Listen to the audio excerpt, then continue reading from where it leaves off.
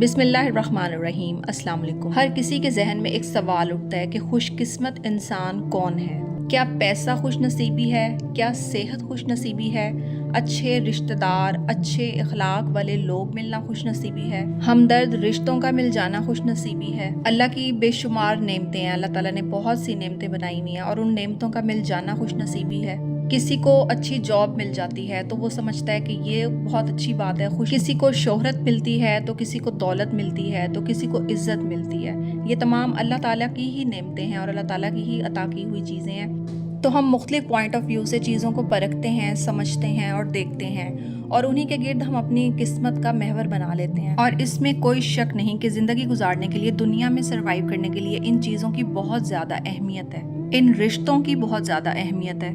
اچھا گھر حاصل کر لینا، اچھی گاڑی لے لینا، نوکری اچھی ہو جانا، اچھی جگہ پر شادی ہو جانا اور اچھی فرمانبردار نیک اولاد ہونا، کسی عہدے پر فائز ہو جانا اور بہت زیادہ اچھے آپ کو اخلاق والے رشتے مل جانا، یہ سب خوش نصیبی ہے، اس بات میں کوئی شک نہیں۔ لیکن کیا کبھی ہم سوچتے ہیں کہ ہم جتنا بھی حاصل کر لیتے ہیں، ہماری جو حاصل کرنے کی تمنا ہے وہ ختم ہی نہیں ہوتی؟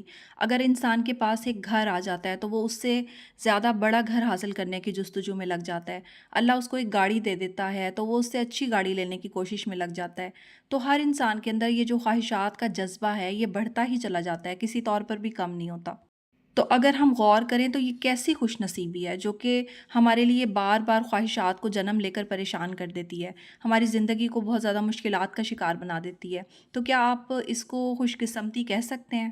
نہ ختم ہونے والی خواہشات اور زیادہ سے زیادہ حاصل کرنے کی خواہش انسان کو قبر تک لے جاتی ہے اور زندگی کی اس دوڑ میں وہ بھاگتا چلا جاتا ہے۔ کیا اس کو خوش قسمتی کا نام دیا جا سکتا ہے؟ سب نعمتیں، سب آسائشیں ہونے کے باوجود دل میں ایک بے چینی سی رہتی ہے۔ سب کچھ ہونے کے باوجود وہ سکون حاصل نہیں ہو رہا ہوتا جس کی تلاش میں ہم اتنی بھاگ دوڑ کرتے ہیں، ہم اتنی جستجو کرتے ہیں۔ تو ایسے وقت میں آ کر جب ہمارے پاس دنیا کی سب نعمتیں موجود ہوں، ہمارے پاس ہر وہ چیز موجود ہو جس کی ہم نے تمنا کی اور اس کو حاصل کر لیا، اور پھر بھی دل اندر سے بے چین اور بے قرار ہو، تو تب ذہن میں سوال اٹھتا ہے کہ کون خوش قسمت ہے؟ خوش قسمتی کیا ہوتی ہے؟ لوگ کہتے ہیں کہ فلاں شخص ہے، خوش قسمت ہے، اس کے پاس گھر ہے، گاڑی ہے، نوکری ہے، بیوی بچے ہیں، عہدے دار ہے، وہ بہت اچھے عہدے پر فائز ہے، اس کے تعلقات، اس کے رشتہ دار، اس کے پاس جو اللہ نے رشتے دیے ہیں اولاد کی شکل میں، میاں بیوی کی شکل میں، ماں باپ بہن بھائیوں کی شکل میں، عزیز و اقارب کی شکل میں، وہ بہت اچھے ہیں اور اس کے پاس دنیا کی ہر نعمت موجود ہے۔ لیکن یہ سب دنیاوی خوش قسمتی کی باتیں ہیں، کوئی بھی ابدی نہیں ہے۔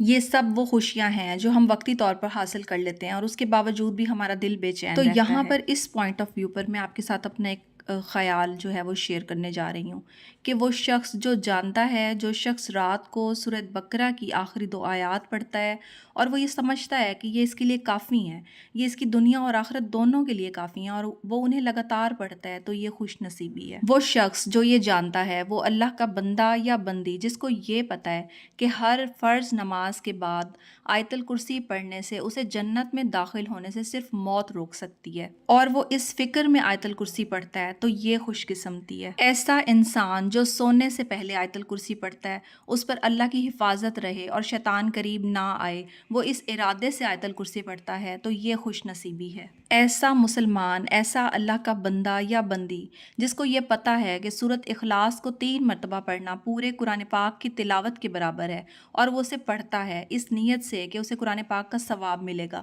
یہ خوش نصیبی ہے۔ ایسا اللہ کا بندہ جو جانتا ہے کہ مومن مردوں اور مومن عورتوں کے لیے استغفار کرنا کتنا ضروری ہے، اللہ اس کے لیے ہر مومن اور مومنہ کے بدلے نیکی لکھتا ہے، اور وہ ایسا کرتا ہے، استغفار پڑھتا ہے تاکہ اس کے گناہوں کی بخشش ہو سکے، تو یہ خوش نصیبی ہے۔ ہر حال میں اللہ کا شکر ادا کرنا، الحمدللہ کہنا، لا الہ الا اللہ جو بہت بڑا ذکر ہے، ان اذکار کو، مسنون دعاؤں کو کثرت سے پڑھنا، یہ خوش نصیبی ہے۔ ایسا انسان جو جانتا ہے کہ جب اذان ہو رہی ہو تو خاموشی سے سنا جائے، اذان کے دوران دنیاوی معاملات، کاروبار، بات چیت، کام کاج کو روک دیا جائے اور خاموشی سے اذان کا احترام کرتے ہوئے اس کو سنا جائے، یہ خوش نصیبی ہے۔ وہ شخص جو جانتا ہے کہ دن اور رات میں 24 گھنٹے ہوتے ہیں اور وہ قرآن کا ایک پارہ بھی پڑھ سکتا ہے، ان 24 گھنٹوں میں آدھا پارہ پڑھ سکتا ہے، اور وہ اپنے دن میں قرآن پاک کو پڑھنے کی کوشش کر سکتا ہے، تو یہ خوش نصیبی ہے۔ ایسا شخص جو جانتا ہے کہ نیکی کی طرف رہنمائی کرنے والا اس کے کرنے والے کی ہی طرح ہوتا ہے اور وہ لوگوں کو نیکی کی طرف بلاتا ہے، تو یہ خوش نصیبی ہے۔ اگر ہم اپنی زندگی میں بہت بڑے کام نہیں کر سکتے تو ان چھوٹے چھوٹے کاموں کے ذریعے ہی اپنے دل میں، اپنے گھر میں سکون اور اطمینان پیدا کر سکتے ہیں، اللہ کی رضا حاصل کر سکتے ہیں، اللہ کی خوشنودی حاصل کر سکتے ہیں۔ ان اذکار سے، ان چھوٹی چھوٹی دعاؤں سے، ان چھوٹے چھوٹے نیک اعمال سے ہم اپنی دنیا اور آخرت کی ترقی، کامیابی اور خوش نصیبی حاصل کر سکتے ہیں، جس سے نہ صرف ہمارے دل میں اطمینان اور سکون پیدا ہوگا بلکہ ہمیں اللہ کی دی ہوئی نعمتیں بھی بہت اچھی لگیں گی۔